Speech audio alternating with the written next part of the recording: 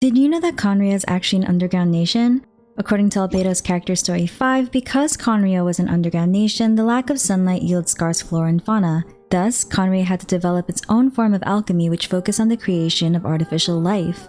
This art of alchemy was known as Chemia, an art that Albedo's master and creator Reindatir was an expert in. Reindatir was an alchemist in Khaenri'ah whose research was considered the pinnacle of knowledge and alchemical prowess, which earned her the nickname Gold. Reindatir, aka Gold, prided herself in many things, but what she deemed were her miraculous creations, essentially her best works, were Durin and Albedo. The body and dragon spine belonged to a dragon created by the infamous Khaenri'ah alchemist Reindatir, also known as Gold. Its name was Durin, and during the Cataclysm he terrorized Mondstadt until he was defeated by Barbados and the Valen.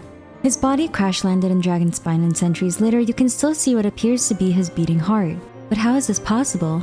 Durin's blood may be composed of alkahest, a corrosive solvent that is poisonous to all things in Teyvat, hence how Devalin's blood was corrupted in the beginning of Genshin's story. Durin's chemical composition involves materials that are alien to the world of Teyvat, according to the chunk of Erosiderite, which describes Gold's creations as having dark alien blood. Historically, things foreign to the world of Teyvat are considerably more powerful than those which originate from it. An example of an extremely powerful foreign entity would be our Traveler, whom the Fatui classifies as a descender, to indicate that 1. They are not from this world of Teyvat, and 2. They are not bound to the laws of this world. Either its protagonist's armor go burr, or we should actually fear whatever descends from the skies.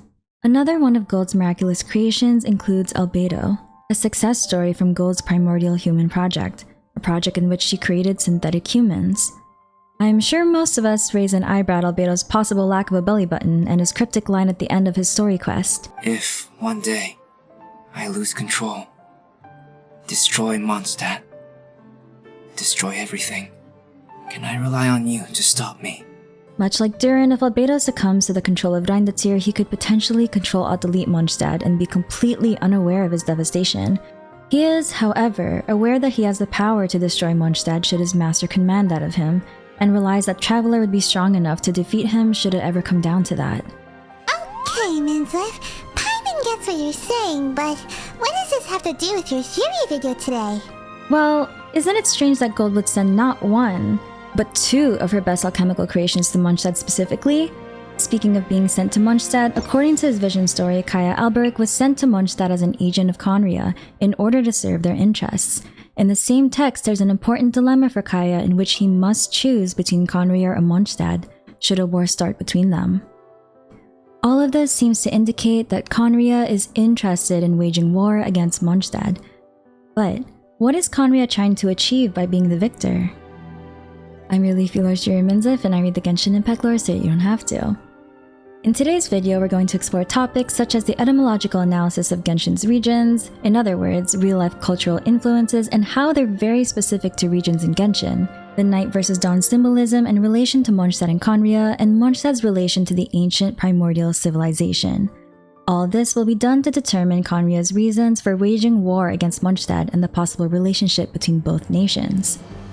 The real-life cultures and languages that are used as inspiration in Genshin Impact are very specific per fictional region. For example, Inazuma takes heavy inspiration from Japanese culture, specifically from the Edo period when the shogunate was established, with Kamisato Ayato representing the Meiji Restoration period, the era which came right after Edo. Li Yue takes inspiration from China, Sumeru from possibly a mix of Middle Eastern, South Asian, and North African influences, and Mondstadt from Germany. The linguistics of Khaenri'ah have been heavily rooted in Norse origin up until this point. Enter the Schwanenritter. The Schwanenritter were introduced in the Aranyaka quest series. I still haven't finished this quest. That lore content creator! Okay, I know. But the Schwanenritter were an order of knights from Khaenri'ah that were responsible for operating the ruling golems deployed from their homeland to Sumeru. At some point, they were attacked by creatures from the Abyss and fought until their last. The term Schwanenritter is a German word for swan knight, which is a real-life medieval tale about a knight who rides in a swan-drawn boat and assists a damsel in distress, provided that she does not ask his name. This tale was later used in a 3-part romantic opera composed and written by Richard Wagner, the same man who composed The Ring Cycle, which is composed of 4 German-language epic music dramas based on Norse legendary sagas. Well, why is that so important?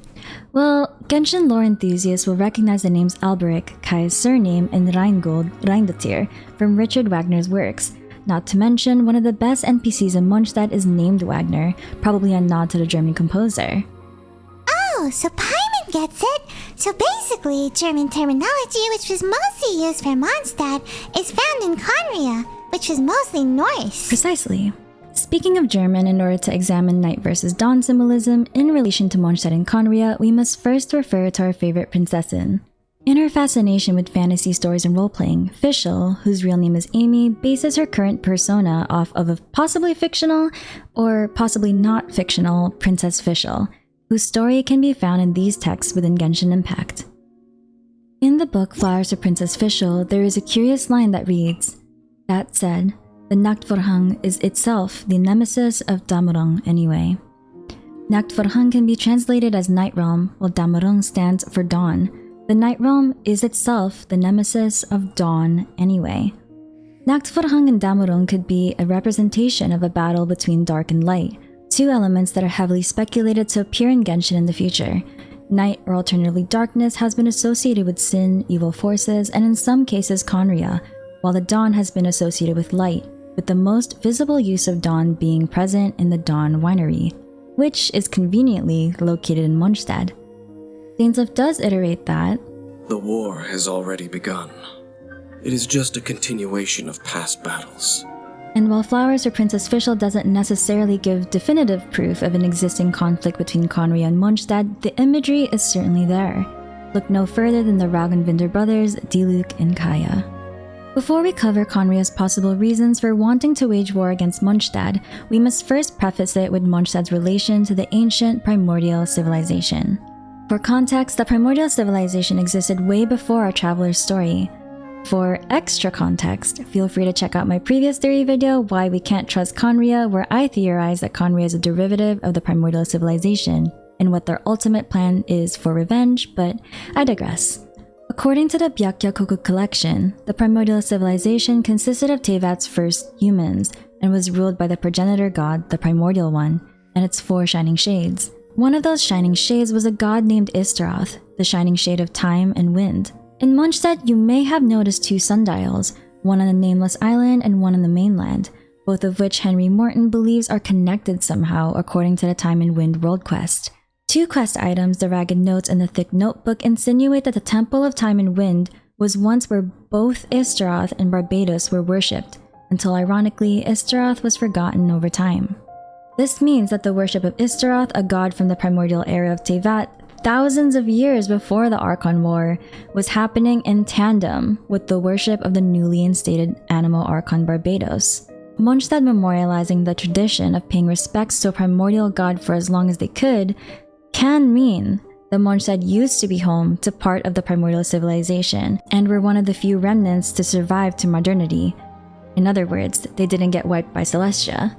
Speaking of getting Control-Alt-Deleted by Celestia, the Tiaras and the Prayers artifact set might give us insight to these primordial civilizations. The Tiara of Frost could be a reference to the fall of Salvindagnir, the ancient civilization atop Dragonspine, a once verdant mountain that was permanently frozen by the presence of the Skyfrost Nail. It follows that each elemental tiara story could correspond with the story of an ancient civilization in that element's home region. Notably, Dendro and Anemo are missing, with Anemo possibly containing the story of Mondstadt's primordial history, or the civilization beneath Mondstadt. What do you mean beneath Mondstadt? Shadows on Teyvat's map usually indicate places of ruins. Examples are Surumi Island, Fort Mume, Saltere, and above Narukami Island. So, what's underneath Cider Lake? Paimon never thought of it like that. Never thought of it like that? Or what are you hiding from us, Paimon? Anyways. Yes. Anyways. So, we've identified that there's German linguistics present in Khaenri'ah whose terms are predominantly Norse, there's imagery to indicate the conflict between light and dark, or dawn and night, and there's a possibility that Mondstadt is a nation that descends from the original primordial civilization. Therefore, Khaenri'ah's intentions of waging war against Mondstadt could stem from their perception that Mondstadt betrayed the primordial civilization, or their intentions of waging war are in order to infiltrate the Gateway of Celestia. The base of the Barbados statue in Mondstadt contains the words Gateway of Celestia in Teyvatian script. With the Cataclysm not ending entirely well for Khaenri'ah due to being demolished by Celestia, it's natural for Khaenri'ah, alternatively the Abyss Order, to want to gain access to their enemy's territory with the purpose of launching a full-scale attack.